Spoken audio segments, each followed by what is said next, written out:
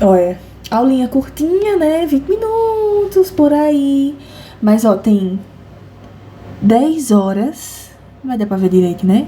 Tem 10 horas e 38 minutos que eu tô nessa saga de fazer esses resumos todos à mão e aprender de uma maneira que eu consiga explicar nessas aulas. 10 horas e 38 minutos. E olha que eu não fiz ofídeos, viu? Não fiz ofídeos, que o ofídeo já tá feito na minha cabeça.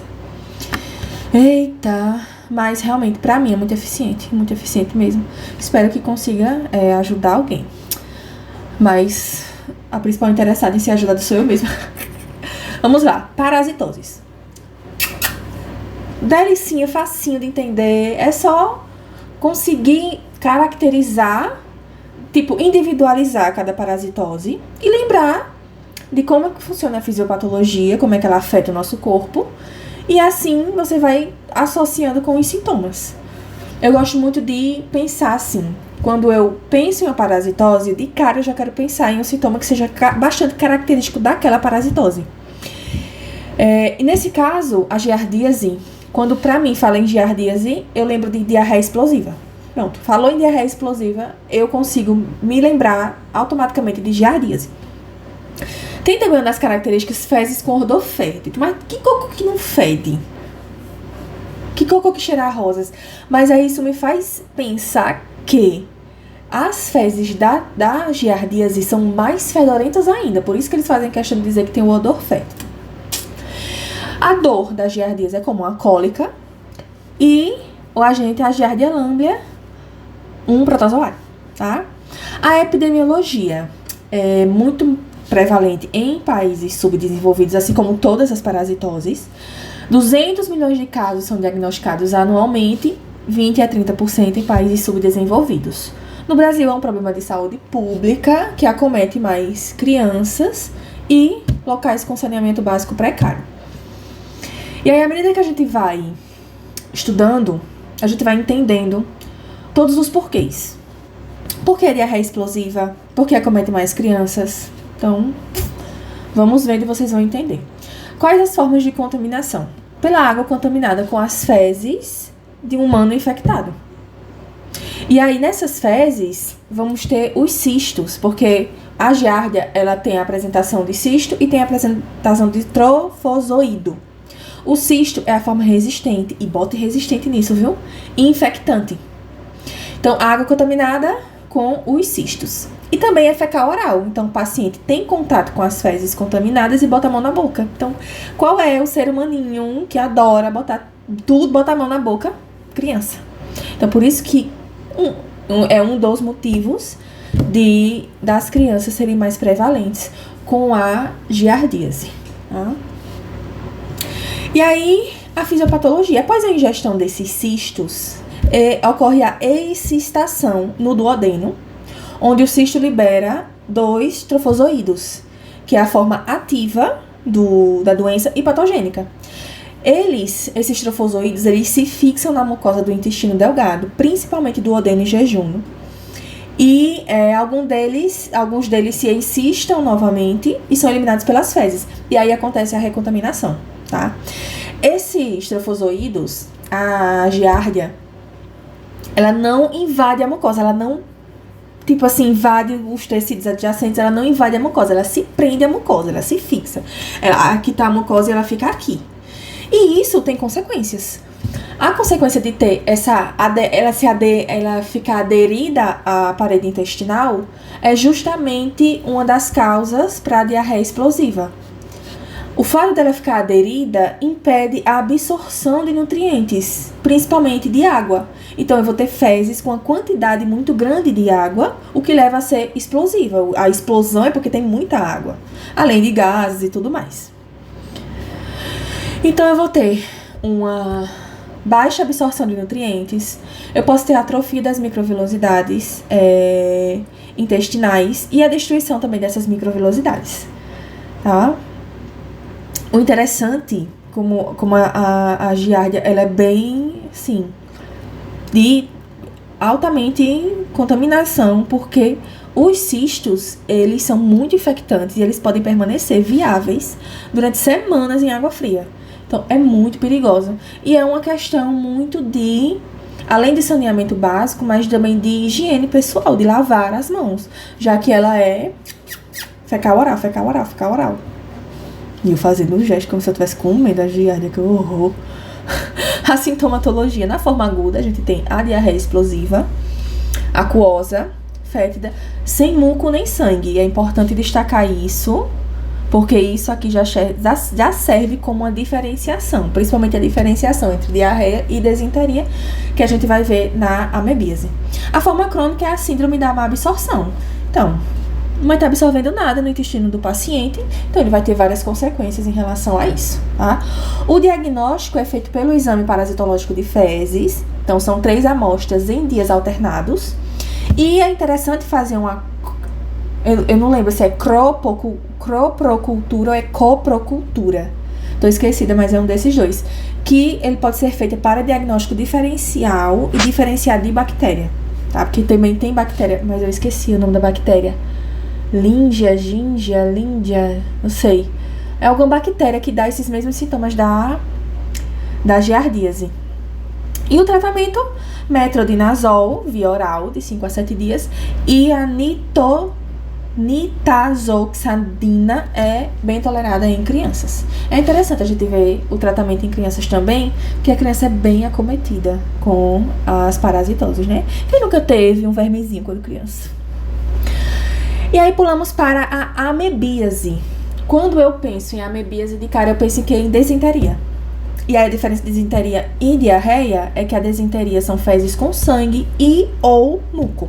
Essa é a diferença. Então, quando eu penso em amebíase, eu penso em desinteria.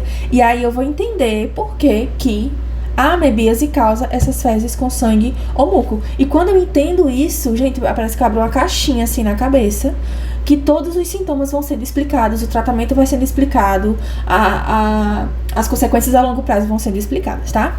É a entemoeba estolística, ele pode dar febre, e ele também tem um cisto, que é externo e infectante, e também tem um trofozoito, que é responsável pelos sintomas clínicos, tá? A epidemiologia, o interessante da amebíase, que é pra gente ficar de olho nela, é porque ela é responsável por um número significativo de mortes no mundo, principalmente em países subdesenvolvidos, que a gente volta àquela questão do saneamento básico precário. E aí estima-se que 50 milhões de pessoas evoluam para a colite amebiana ou a doença extraintestinal, que a gente vai falar sobre, e no Brasil é mais prevalente nas regiões norte e nordeste, tá? Dessas 50 milhões de pessoas, cerca de 73 mil ou 100 mil que vem a óbito por conta da colite amebiana e da doença extraintestinal. Então a amebíase ela é bem complicadinha. Formas de contaminação: ingestão de água contaminada com fezes infectadas. Então os cistos vão ser eliminados nessas fezes e o ser humano acaba ingerindo essa água contaminada, é fecal oral, né? Você elimina os cistos pelas fezes e acaba engolindo eles novamente pela boca. Horrível. A fisiopatologia. Os cistos, eles atingem o intestino delgado e é lá que eles vão fazer a excistação, ou seja, vão sair dos cistos para os trofozoitos, que migram para o colo, e a característica da amebíase é essa invasão da mucosa intestinal. Ele invade. Não é que nem a giardia. A giardia se adere. A amebíase, ela invade. Invadiu. Entendeu? Nessa invasão, aí a gente tem a sintomatologia. A invasão na mucosa pode causar ulcerações, necrose tecidual, a disseminação hematogênica, principalmente para o fígado. E aí que a gente tem a doença extraintestinal. E os sintomas mais comuns são a desinteria amebiana, que justamente por conta dessa invasão, eu vou ter sangue e muco nas minhas fezes. Dor abdominal tipo cólica e febre baixa, por conta da reação inflamatória do corpo com a invasão da amebíase na nossa circulação. A extraintestinal, ela se manifesta como um abscesso hepático, tá? Amebiano, que aí cursa com febre alta, dor no hipocôndrio direito, hepatomegalia dolorosa e leucocitose, tá? Lembrando que é nesse estágio aqui que já tá com um perigo de mortalidade alto. Tratamento, não, diagnóstico. O diagnóstico é o exame parasitológico de fezes, comum, ali dias alternados, 3 coletas, e numa suspeita de abscesso hepático pode ser pedido uma ultrassonografia, uma tomografia, e também pode ser feita a sorologia, que é a ELISA. Ok? E o tratamento metronidazol ou tinidazol, e depois um agente luminal como o paramomicina. Paramomicina. Esses nomes. Então, amebíase, desinteria com fezes e muco, decorrente dessa invasão que o bonitinho faz na mucosa intestinal. Tá? Pode invadir, que faz uma merda da fera. Ascaridíase. Ascaridíase é um euminto. Eu lembro logo de obstrução, eu lembro logo de lombriga. Pronto, para mim ascaridíase é lombriga. Que é Ascaris lumbricoides. É considerada uma das parasitoses mais frequentes no mundo e no Brasil. Ela é endêmica em várias regiões. Acomete, em sua maioria, muita criança. A forma de contaminação é a ingestão dos ovos embrionados presentes em água ou alimentos contaminados com fezes humanas. O diagnóstico parasitológico de fezes, simplesão, e a fisiopatologia é assim. No intestino delgado, essas larvas eclodem. Penetram na mucosa intestinal, toda uma bagaceira. E migram pela circulação portal até os pulmões. Nos pulmões, elas amadurecem parcialmente e elas vão para o trato respiratório, vão até a faringe. Na faringe, elas são deglutidas novamente e retornam ao intestino, onde completam seu desenvolvimento para os vermes adultos. Então, ela tem todo uma coisa assim para se desenvolver. Justamente por isso a gente tem diferentes fases de sintomas. Então a gente tem a fase pulmonar, então vão ter os sintomas da fase pulmonar, que elas causam uma reação inflamatória com filtrado eosinofílico, levando à síndrome de Loeffler, que é febre, tosse seca, dispneia e eosinofilia periférica. E na fase intestinal, os vermes causam sintomas mecânicos e irritativos, porque aquele negócio ali tá cheio de verme. Náuseas e, em casos graves, obstrução, apendicite, mudança de hábito intestinal também. O tratamento.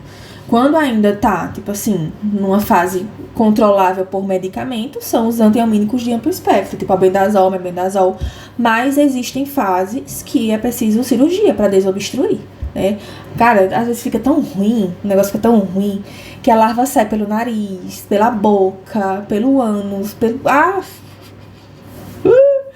imagina um monte de lubriguinha e o jantar de hoje é macarrão. 5, já falei. Formas de contaminação, já falei. Fisiopatologia e tratamento, tá? E a ectossomose, Schistossoma mannsoni, lembro do caramujinho, bonitinho. Tomar banho de açude, né? Água doce, contaminada por fezes e pelos caramujos.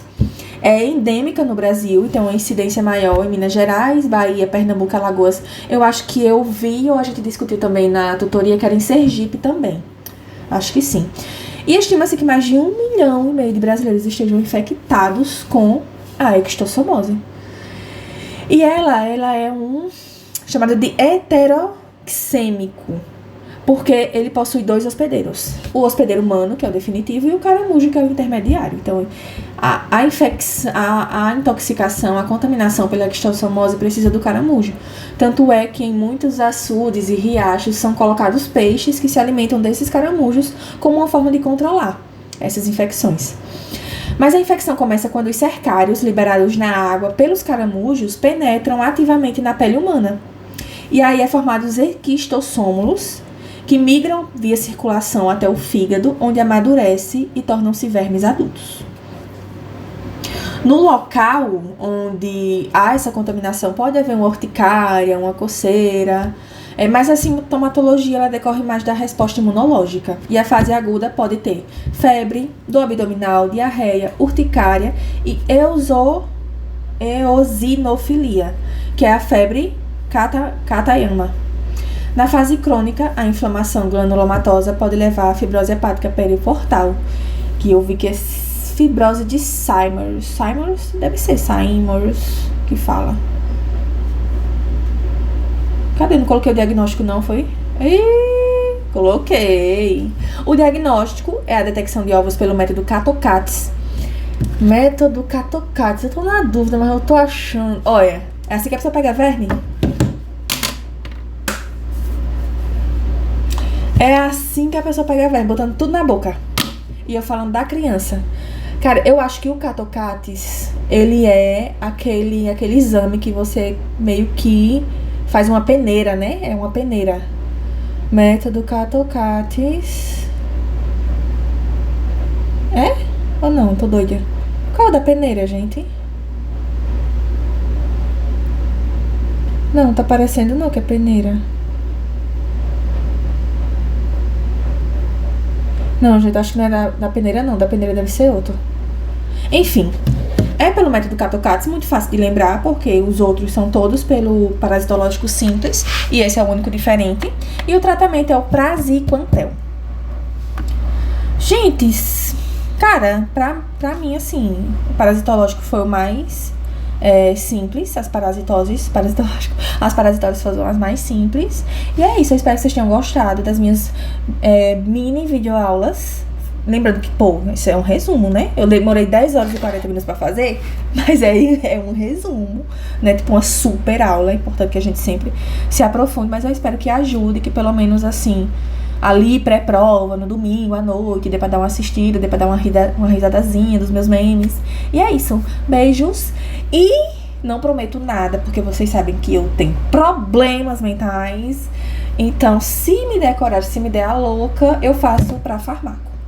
Se não, gente, é isso. Quando der a doida, eu volto de novo aqui. Tchau!